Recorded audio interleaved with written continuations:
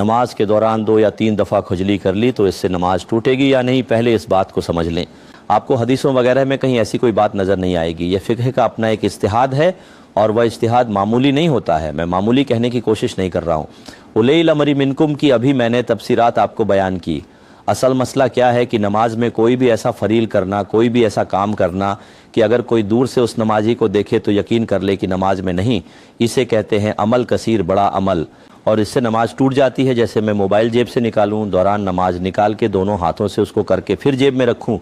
اب جب تک میں دونوں ہاتھوں سے کر رہا ہوں کوئی بھی دیکھے گا کہ یہ نماز میں نہیں ہے، اسے عمل کثیر کہتے ہیں جو نماز کے فساد کا کارن بنتا ہے۔ اور اگر میں کوئی نماز میں ایسی حرکت کروں جو نماز کی اصلاح وغیرہ کی نہیں ہے، لیکن دور سے دیکھنے والا یہ یقین نہ کرے کہ نماز میں نہیں بلکہ شک ہو شاید نہیں، جیسے ہاتھ یوں نکالا،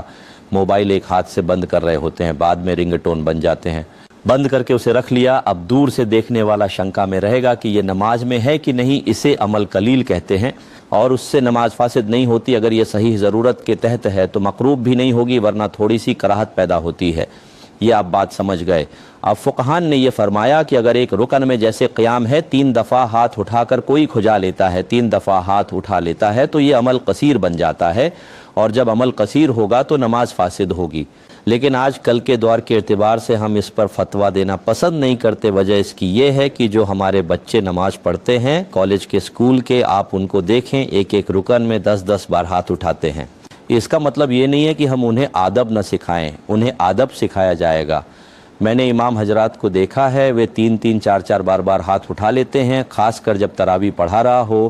حافظ شروع کی تراویح 1.25 پارہ پڑھنا ہوتا ہے، اور ایک ایک رکعت کے اندر لمبا پارہ ہوتا ہے، بیچارے کھجلی ہو، تھوڑا سا کھجا لیا، پھر پڑھتا رہا، پھر تھوڑا سا کھجا لیا،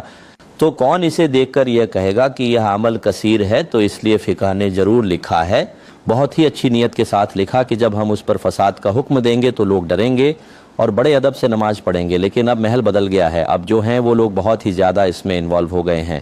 مطلب بچے بال یوں کر رہے ہیں، یہ کر رہے ہیں، اگر ہم اس پر لگاتار نمازوں کے فساد کا حکم دیں صرف ایک نجی رائے کی وجہ سے، بہت نقصان کا اندیشہ ہے، اور ہزاروں مسلمانوں کو گنہگار ٹھہرانا پڑ سکتا ہے۔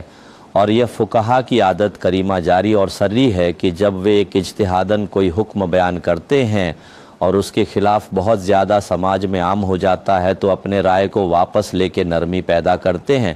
یہ مدعا بائنی باہر شرط میں بالکل لکھا ہے، میں خود اس پر عمل کرتا ہوں، یہ بھی آپ کو بتا دوں، بڑی احتیاط سے یہ نماز پڑھنی چاہیے، نہیں کھجلانا چاہیے۔ لیکن کیا اس پر فساد نماز کا حکم ہوگا؟ آج کل اس پر دھیان دینا چاہیے تو سمسیا یہ بتائیں، لیکن اگر کوئی کہتا ہے،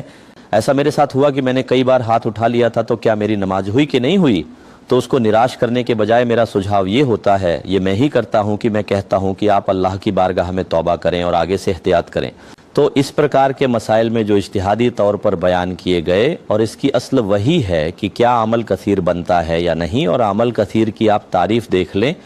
اس کے روشنی میں تھوڑا سا اسپیس دینا چاہیے لوگوں کو، اگر ادب سکھائیں، اللہ تعالیٰ کی معرفت دیں، تاکہ ایک آدمی جب اللہ کی بارگاہ میں کھڑا ہو تو اتنا خوف ہو، ایسا اس کا دل حاضر ہو کہ ہلچال ہی نہ کرے۔ لیکن اگر ہم تمام کوئی لوازمات نہ کریں، ان کو پروٹیکشن نہ بتائیں، ان کو ہم احتیاط نہ بتائیں، ان کو اللہ کی معرفت نہ دیں اور صرف یہ حکم بیان کر دیں، تو یہ عمل کثیر کیسے بنے گا 3 دفعہ ہو جانے سے؟ یہ ذرا دیکھنے والی بات ہے۔ کتنی تفصیل میں نے اس لیے بیان کر دی، تو بہرحال احتیاط کریں، ادب کے ساتھ نماز پڑھیں، لیکن ہم اس پر فساد کا حکم ہر ایک کے لیے نہیں دیں گے۔